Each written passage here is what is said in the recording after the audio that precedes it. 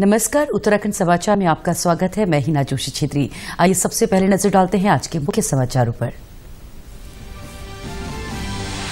देश में कोविड के बढ़ते मामलों को देखते हुए प्रधानमंत्री ने मुख्यमंत्रियों से की बात। वैक्सीन के वेस्टेज को नियंत्रित करने के दिए निर्देश।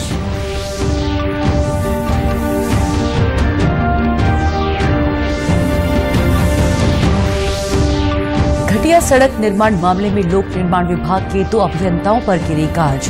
मुख्यमंत्री के निर्देश पर प्रमुख सचिव ने किया निलंबित। सोशल मीडिया पर वायरल हुआ था वीडियो। शीतजल मात्स्यिकी अनुसंधान निदेशालय भीमताल में किसान मेले का आयोजन।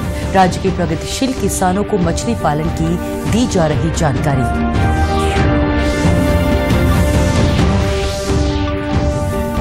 और मां पूर्णागिरि मेले का 30 मार्च से 30 अप्रैल तक होगा आयोजन। मेले की व्यवस्थाओं को अंतिम रूप देने में जुटा प्रशासन। पहली बार श्रद्धालुओं को मिलेगी डोली और डोके की सुविधा। अब समाचार विस्तार से। प्रधानमंत्री नरेंद्र मोदी ने कोरोना वायरस की दूसरी लहर के प्रसार को रोकने के लिए त्वरित और ठोस कदम उठाने की आवश्यकता पर जोर दिया है। प्रधानमंत्री ने कहा कि पिछले एक सप्ताह में देश के 70 जिलों में कोविड के मामलों में 150% की बढ़ोतरी की खबर है। आज राज्यों और केंद्र शासित प्रदेशों के मुख्यमंत्रियों की बैठक को संबोधित करते हुए प्रधानमंत्री ने कहा कि कोरोना से लड़ाई में आज हम जहां तक पहुंचे हैं और जो विश्वास उससे आया है उसे लापरवाही में नहीं बदला जाना चाहिए। प्रधानमंत्री ने मुख्यमंत्रियों से अपील की कि वायरस के प्रसार को रोकने के लिए वे छोटे कंटेनमेंट जोन बनाने पर ध्यान केंद्रित करें। कोरोना के खिलाफ देश की लड़ाई को अब 1 साल से ज्यादा हो रहा है। इस दौरान भारत के लोगों ने कोरोना का जिस तरह मुकाबला किया है उसका दुनिया में उदाहरण के रूप में चर्चा हो रही है। लोग उसको उदाहरण के रूप में प्रस्तुत करते हैं।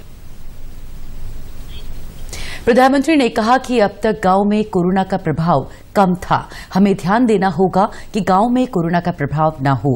उन्होंने कहा कि हमें छोटे शहरों में टेस्टिंग को बढ़ावा देना होगा। प्रधानमंत्री ने कोविड वैक्सीन के वेस्टेज को लेकर भी सावधानी बरतने के निर्देश दिए।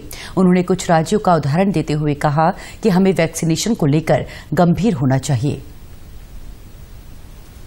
देश के 70 जिलों में तो पिछले कुछ हफ्तों में यह वृद्धि 150% से भी ज्यादा है, 150% से ज्यादा। अगर हम इस बढ़ती हुई महामारी को यही नहीं रोकेंगे तो देशव्यापी आउटब्रेक की स्थिति बन सकती है। हमें कोरोना की उस उभरती हुई सेकंड पीक को तुरंत रोकना ही होगा। बैठक में मुख्यमंत्री तीरथ सिंह रावत ने भी प्रतिभाग किया। वीडियो कॉन्फ्रेंसिंग के बाद सचिवालय में आयोजित बैठक में मुख्यमंत्री ने अधिकारियों को निर्देश दिए कि कोविड पर प्रभावी नियंत्रण के लिए जन जागरूकता पर विशेष ध्यान दिया जाए। कोविड टीकाकरण अभियान मिशन मोड पर चलाया जाए। आवश्यकता पड़ने पर वैक्सीनेशन सेंटर बढ़ाए जाए। मुख्यमंत्री ने कहा कि ये सुनिश्चित किया जाए कि अधिकांश आरटीपीसीआर टेस्टिंग हो। बैठक में अधिकारियों ने बताया कि प्रदेश में 236 स्थानों पर वैक्सीनेशन कार्यक्रम संचालित किए जा रहे हैं। वहीं अभी तक राज्य को 8,50,000 वैक्सीन डोज प्राप्त हुई हैं। घटिया सड़क निर्माण मामले में लोक निर्माण विभाग के 2 अभियंताओं को निलंबित कर दिया गया है। मुख्यमंत्री तीरथ सिंह रावत के निर्देश पर प्रमुख सचिव लोक निर्माण विभाग ने दोनों अभियंताओं को निलंबित करने के आदेश जारी किए हैं। मुख्यमंत्री ने सोशल मीडिया पर लक्ष्मण झूला धूमाकोट मोटर मार्ग में घटिया सड़क निर्माण के एक वीडियो को बेहद गंभीरता से लिया। मुख्यमंत्री ने इस मामले की जांच भी बैठाते हुए कहा कि भ्रष्टाचार और लापरवाही को बर्दाश्त नहीं किया जाएगा। राज्य सरकार स्वच्छ, पारदर्शी और ईमानदार प्रशासन के लिए प्रतिबद्ध है। मुख्यमंत्री तीरथ सिंह रावत ने सभी 11 मंत्रियों को विभागों का आवंटन कर दिया है, जबकि उन्होंने वित्त, ऊर्जा और स्वास्थ्य जैसे कई महत्वपूर्ण विभाग अपने पास ही रखे हैं। नए कैबिनेट मंत्री के रूप में बंशीधर भगत को विधायी एवं संसदीय कार्य, खाद्य नागरिक आपूर्ति एवं उपभोक्ता मामले, शहरी विकास, आवास, सूचना एवं विज्ञान प्रौद्योगिकी विभाग की जिम्मेदारी सौंपी गई है। बिशन सिंह चुफाल को पेयजल, वर्षा जल संरक्षण, ग्रामीण निर्माण और जनगणना विभाग दिया दिया गया है। गणेश जोशी को सैनिक कल्याण, औद्योगिक विकास, लघु, सूक्ष्म एवं मध्यम उद्योग और खादी व ग्रामोद्योग दिया गया है। वहीं 3 राज्य मंत्रियों को भी विभाग का आवंटन किया गया है, जिनमें स्वामी यतीश्वरानंद को भाषा पुनर्गठन, गन्ना विकास एवं चीनी उद्योग का दायित्व दिया गया है। शेष मंत्रियों के कार्यभार को लगभग यथावत रखा गया है। टीम अपनी पूरी गति से काम करेगी और अपने अपने विभागों में शायद आज जिस तरह की वो बैठकें लेंगे और इस उत्तराखंड का चौमुखी विकास कैसे हमको करना है, यही सबका उद्देश्य रहेगा। राज्य सरकार द्वारा शिवालिक एलिफेंट कॉरिडोर को डिनोटिफाइड करने के मामले में आज नैनीताल उच्च न्यायालय में सुनवाई हुई, जिसमें न्यायालय ने राज्य सरकार को हाथियों के संरक्षण और देहरादून हवाई अड्डे के विस्तार में पर्यावरणीय संतुलन को लेकर कई सवाल पूछे। अगली सुनवाई की तिथि 28 अप्रैल को निर्धारित की गई है। केंद्र और राज्य सरकारों को एक और मौका दिया गया कि अगली सुनवाई में न्यायालय में प्रतिशपथ पत्र दाखिल कर सके। गुरुद्वारा श्री हेमकुंड साहिब ट्रस्ट ने सिखों के प्रमुख धाम श्री हेमकुंड साहिब के कपाट 10 मई को खोलने का निर्णय लिया है। हेमकुंड साहिब मैनेजमेंट ट्रस्ट के उपाध्यक्ष नरेंद्रजीत सिंह ने बताया कि उन्होंने मुख्यमंत्री तीरथ सिंह रावत से सचिवालय में भेंट की। हेमकुंड साहिब मैनेजमेंट ट्रस्ट ने इस वर्ष हेमकुंड साहिब के कपाट 1 जून के बजाय 10 मई 2021 को खोलने का निर्णय लिया है। बता दें कि गत वर्ष यात्रा कोविड के कारण बाधित रही थी। अल्मोड़ा जिले में सल्ट विधानसभा सीट के उपचुनाव का कार्यक्रम जारी कर दिया गया है। मतदान 17 अप्रैल को होगा, जबकि मतगणना 2 मई को होगी। उपचुनाव के दौरान कोविड के दिशा निर्देशों का कड़ाई से अनुपालन सुनिश्चित कराया जाएगा। इसके साथ ही सल्ट विधानसभा क्षेत्र में चुनाव आचार संहिता भी प्रभावी हो गई है। ये सीट पिछले साल नवंबर में भाजपा विधायक सुरेंद्र सिंह जीना के निधन के कारण रिक्त हो गई थी। केंद्रीय निर्वाचन आयोग ने कल विभिन्न राज्यों में विधानसभा, लोकसभा की रिक्त सीटों के उपचुनाव का कार्यक्रम जारी किया। राज्य के अपर मुख्य निर्वाचन अधिकारी एसए मुरुगेशन के अनुसार सल्ट सीट के उपचुनाव के लिए 23 मार्च को अधिसूचना जारी की जाएगी। 30 मार्च को नामांकन दाखिल करने के साथ चुनाव प्रक्रिया शुरू होगी। 31 मार्च को नामांकन पत्रों की जांच होगी। मतदान 17 अप्रैल को होगा, जबकि मतगणना 2 मई को होगी। शीतजल मात्स्यिकी अनुसंधान निदेशालय भीमताल में अनुसूचित जाति एवं जनजाति उपयोजना के तहत अनुकूलन कार्यशाला और किसान मेले का आज शुभारंभ किया गया। 2 दिवसीय कार्यक्रम के तहत राज्य के सभी जिलों के प्रगतिशील किसान इसमें प्रतिभाग कर रहे हैं। कार्यक्रम में मछली पालन और इससे कई तरह के खाद्य उत्पाद बनाने की तकनीक की जानकारी दी जा रही है। कुमाऊं कमिश्नर अरविंद सिंह ह्यांकी ने कार्यक्रम का उद्घाटन करते हुए कहा कि मछली उत्पादन किसानों के लिए लाभकारी है। उन्होंने कार्यक्रम का अधिक से अधिक लाभ उठाने की अपील की। चाहे आजीविका के रिलेशन में अगर लोगों को अगर फिशरी पे अपनी आजीविका का आगे बढ़ाना है, उसके लिए यहाँ सीड कैसे डेवलप हो और साथ ही साथ अब वो फीड भी कैसे डेवलप करें, इस बारे में बहुत सीरियसली इन्होंने पिछले कुछ वर्षों में काम किया है। और उत्तराखंड ही नहीं, इनका लाभ जो 5 स्टेट इसके दायरे में आते हैं इनके जुरिस्डिक्शन में, वहाँ भी जा करके इनके साइंटिस्ट ने लोगों को एजुकेट किया, उनकी हैंड होल्डिंग करी है, उनके नए नए प्रोजेक्ट्स एस्टेब्लिश करवाए हैं, उनकी फाइनेंसिंग के बारे में भी लोकल टाइप्स हमारे जिलाधिकारियों के माध्यम से भी कई मौकों में करवाए गए हैं।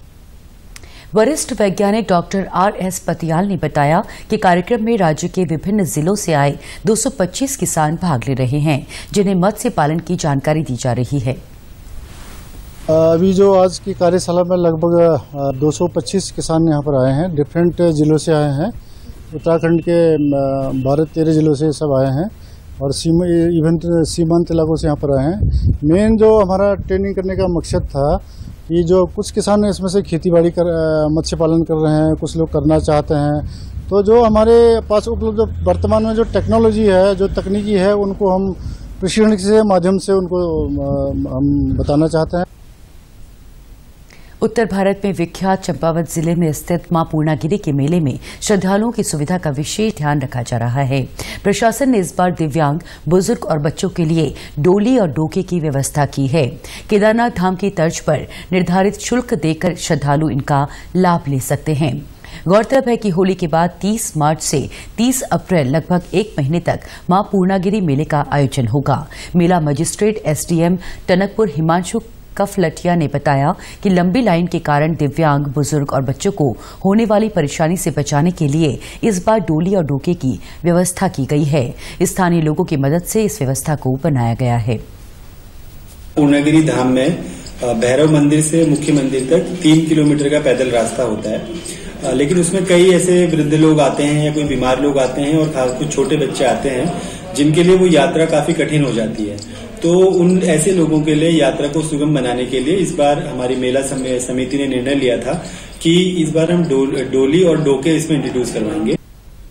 क्षेत्र पंचायत सदस्य कमल रावत ने बताया कि मेला मजिस्ट्रेट द्वारा इस संबंध में सुझाव दिए गए थे। हमने 5 डोली और 10 डोके की व्यवस्था की है। श्रद्धालुओं की संख्या बढ़ने पर स्थानीय लोगों की मदद से इस सुविधा को और बढ़ाया जाएगा।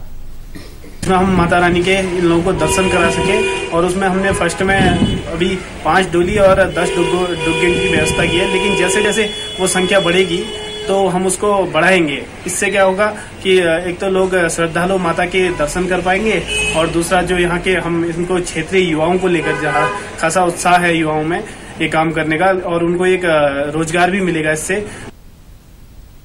राष्ट्रीय दृष्टि दिव्यांगजन सशक्तिकरण संस्थान देहरादून में प्रशिक्षणार्थियों को डिप्लोमा का वितरण किया गया। कार्यक्रम में मुख्य अतिथि श्रीदेव सुमन विश्वविद्यालय के कुलपति प्रोफेसर पीपी ध्यानी ने राष्ट्रीय दृष्टि दिव्यांगजन सशक्तिकरण संस्थान की सराहना की। उन्होंने कहा कि संस्थान में कोरोना काल में निरंतर क्लासेस का संचालन होने से परीक्षा परिणाम भी बेहतर रहा है। इसमें दिव्यांगजनों के लिए कई सारे कोर्स चलाए जा रहे हैं जो कि पूरे भारतवर्ष के स्तर के हैं और इसमें लगभग 125 संस्थान जो सरकारी और गैर सरकारी हैं उन सब में बच्चे अध्ययनरत हैं और इस संस्थान ने उनको गुणवत्ता युक्त और रोजगार परक जो शिक्षा दे रहे हैं और उनके लिए विभिन्न प्रकार के आयामों को स्थापित कर रहे हैं, उसकी मैं प्रशंसा करता हूं। संस्थान के निदेशक डॉक्टर हिमांशु दास ने बताया कि पूरे भारत में दिव्यांगजनों को प्राइमरी शिक्षा देने के लिए टीचर तैयार किए जाते हैं। उन्होंने कहा कि देश भर में 125 टीचर ट्रेनिंग संस्थान हैं। उन सभी के साथ शिक्षकों की ट्रेनिंग प्रोग्राम चलाए गए थे जिनका रिजल्ट आ गया है। जिस प्रकार यहां डिप्लोमा वितरण किया गया, अन्य जगहों पर भी किया जाएगा। दृष्टिबाधिता तो विजुअली हैंडीकैप्ड डेफ ब्लाइंडनेस वाला जो primary teacher all over India बनती है उसके लिए करीब 125 टीचर ट्रेनिंग इंस्टीट्यूशन है ऑल ओवर इंडिया। उनकी बच्चों की रजिस्ट्रेशन, बच्चों की एग्जामिनेशन, बच्चों की रिजल्ट डिक्लेरेशन, इसका अलावा टीचरों की ट्रेनिंग, ये कुछ काम हम लोग इस निभेड में NIVH में हम लोग निभाते हैं। उसका ऑल ओवर इंडिया हम लोगों ने रिजल्ट डिक्लेयर किया 2 दिन पहले। आज उसका टोकन एक सैंपल के रूप में हम लोगों ने एक डिप्लोमा वितरण का प्रमाणीकरण का एक यहाँ कार्यक्रम रखा। वहीं प्रशिक्षु दीक्षा सिंह ने डिप्लोमा मिलने पर खुशी जाहिर की। उन्होंने कहा कि अब हम भी रोजगार के लिए योग्य हो गए हैं। उन्होंने दिव्यांगजनों की शिक्षा को बढ़ाने की दिशा में कार्य करने की बात कही। आज जैसा कि हमें डिप्लोमा की डिग्री प्रोवाइड की गई तो हमें बहुत अच्छा लगा और फाइनली मतलब एक टाइम पीरियड मैम ने बताया था कि इस टाइम पीरियड में आपको मिल जाएगा, तो बिल्कुल उसी टाइम मिला और हम अभी आगे जॉब के लिए कोशिश कर सकते हैं। प्रधानमंत्री नरेंद्र मोदी के परीक्षा पे चर्चा कार्यक्रम पर प्रतिभाग करने के बाद बागेश्वर के केंद्रीय विद्यालय की छात्रा कुंजन अब आत्मविश्वास से भरी हुई है। इस बार हाई स्कूल की बोर्ड परीक्षा के प्रति उसके मन में कोई तनाव नहीं है। पिछले वर्ष इस कार्यक्रम में उत्तराखंड से 11 बच्चों ने भी इस कार्यक्रम में प्रतिभाग किया। कार्यक्रम में केंद्रीय विद्यालय बागेश्वर की छात्रा कुंजन ने भी हिस्सा लिया था। उन्होंने कहा कि ये मेरे जीवन के लिए अद्भुत और गौरवपूर्ण क्षण रहा। फर्स्ट एक्सपीरियंस था जो कि बहुत अच्छा रहा। हमारे प्राइम मिनिस्टर सर ने बहुत अच्छी अच्छी बातें बताई हमको, जिससे कि मेरा खुद का कॉन्फिडेंस लेवल बहुत ज़्यादा इंक्रीज़ हो गया है और जिससे कि मेरा स्टडीज़ में जो है और ज़्यादा मन लगने लगा है। हमें सर ने बहुत अच्छी अच्छी ट्रिक्स बताई है कि हमें कैसे पढ़ना चाहिए। अगर हमें सुबह अच्छा लगता है तो हम सुबह पढ़ सकते हैं, अगर हमें रात को पढ़ने में अच्छा लगता है तो हम रात को पढ़ सकते हैं। उन्होंने हमें ये भी बताया कि जो हमारे एग्ज़ाम्स है उसे हमें एक फेस्टिवल की तरह लेना होता है और जो हमारे एग्ज़ाम्स हैं वो सिर्फ हमारी प्रिपरेशन को चेक करने के लिए लिए जाते हैं, हमें चेक करने के लिए नहीं लिए जाते हैं। कुंजन कहती हैं कि प्रधानमंत्री की बातों से उनका आत्मविश्वास मजबूत हुआ है और अब वो अपनी बातें खुलकर अपने परिजनों को बताती हैं। पढ़ाई के साथ ही कुंजन अब अन्य गतिविधियों में और खेलकूद में भी हिस्सा लेती हैं। स्टडीज़ के साथ साथ जो अदर एक्टिविटीज़ होती है उसमें भी पार्टिसिपेट करती हूँ। और जो हमारा स्टडीज़ की जो टेक्निक है वो भी हमें सर ने बताई है, जिससे कि जो हमारी स्टडीज़ है वो और ज़्यादा इम्प्रूव हो रही है। गौरतलब है कि परीक्षा पे चर्चा कार्यक्रम को 2018 में लॉन्च किया गया था। इस संस्करण में अब तक 10 लाख से अधिक छात्रों, 2,62,000 से ज्यादा शिक्षकों और 93,000 अभिभावकों ने कार्यक्रम में शामिल होने के लिए रजिस्ट्रेशन कराया है। इस वर्ष ये कार्यक्रम वर्चुअल माध्यम में आयोजित किया जाएगा। उत्तराखंड के समाचारों में आज बस इतना ही। नमस्कार।